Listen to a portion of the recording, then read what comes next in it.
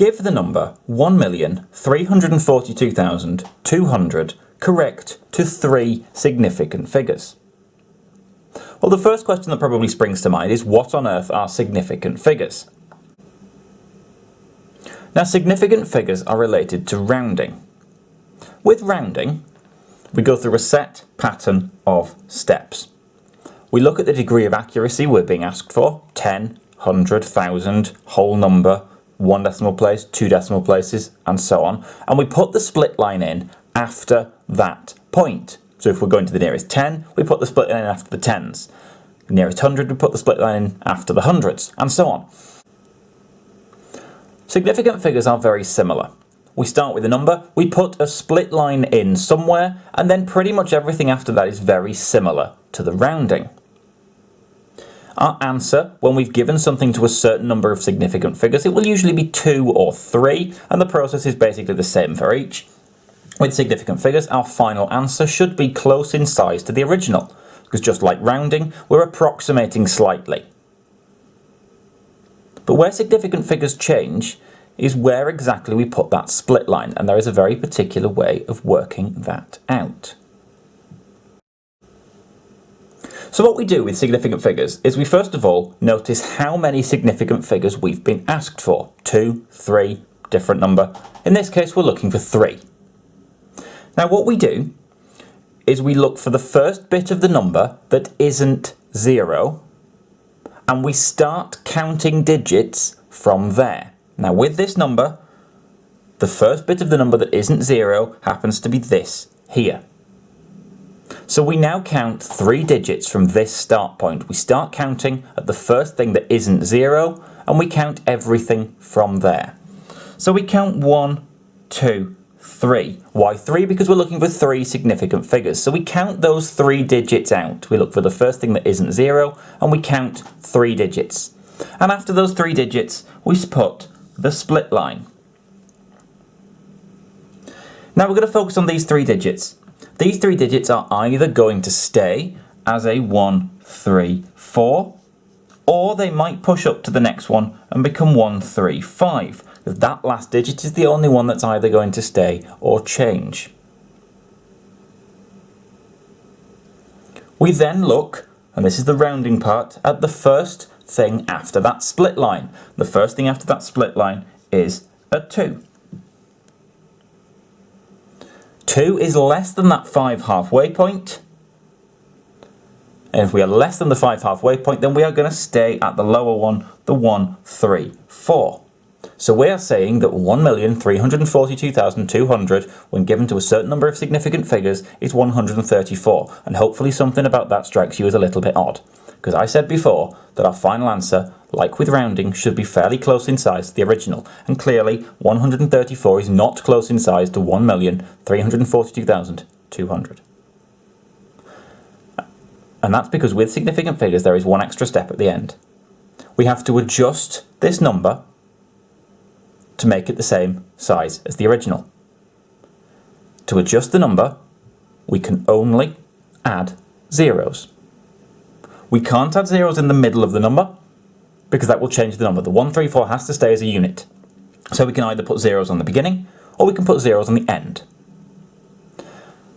And we only add zeros to change the size of the number. If a 0 is not going to change the number, if it will make it look different but not change the value, then it doesn't need to go on there.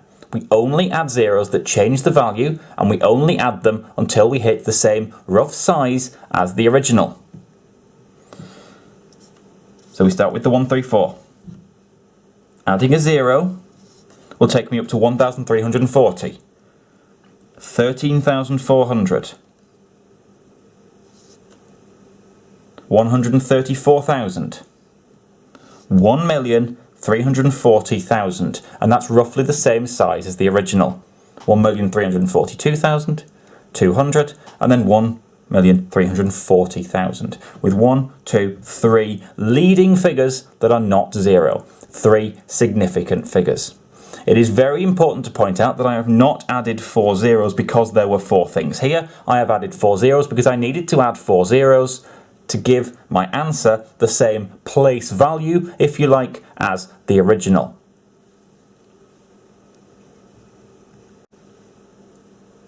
Give the number 1469.4 correct to two significant figures. So two significant figures this time. First step is to work out where the split line goes. Now we start counting at the first part of that number that isn't 0 and then count everything after that. The first part of this number that isn't 0 is, once again, that first digit of 1. Sometimes it won't be, sometimes you'll have to start counting elsewhere. But the first thing we can count is this 1, and we're going to count 2 digits this time. Why only 2? Because we're looking for two significant figures, so we count out the first 2 digits that aren't 0. I'm then going to put that split line in after the 4, and there is my split line. The 1 and the 4 is either going to stay as a 1-4, or it's going to become a 1-5. To work out which one of those it's going to be, I look at the first thing after that split line. It is a 6. 6 is more than that 5 halfway point. If it's more than the 5 halfway point, it's going to push up to the higher one, and it's going to become the 15. But clearly 15 is not roughly the same size. It doesn't have the same place value as the original. So I can add some zeros. I can either add zeros in front or I can add zeros afterwards. I can't add zeros in the middle. And I only have to add as many zeros as I need to change the place value of the number to give it roughly the same place value as the original number had. So we start with the 15.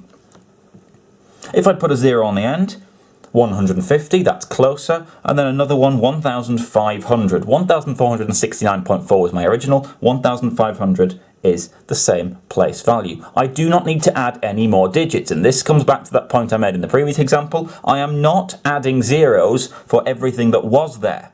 I had to add a 0 in this place and this place to give me the same place value. If I added an extra 0 on here, I've not changed the number. If I put 0.0, I have not changed it. It is still 1,500, which means it doesn't need to be there. I only need to add as many zeros as I need to add to change the place value of the number to what it should be. If I'm adding in extra things, I'm giving it to a greater degree of accuracy than I should be. So 1,500 is enough. I do not need to just replace all of the original digits with zeros. I only need to add as many as I need to add to give me the same place value as the original number. Give the number 0.00988823 correct to two significant figures. So once again, two significant figures. We're going to work out where we start counting. We're going to count 2 digits, put our split line in there, and then do the rounding part. With significant figures, I've said this all the way through, it is important that we start counting at the first thing that isn't 0, and then we count everything after that. The first thing that isn't 0 is this, here, the 9. And that's why it's important. If I counted from the beginning, I'd count 1 and 2, and then all of this would go, and we'd end up with just 0 as an answer, and that's not useful at all.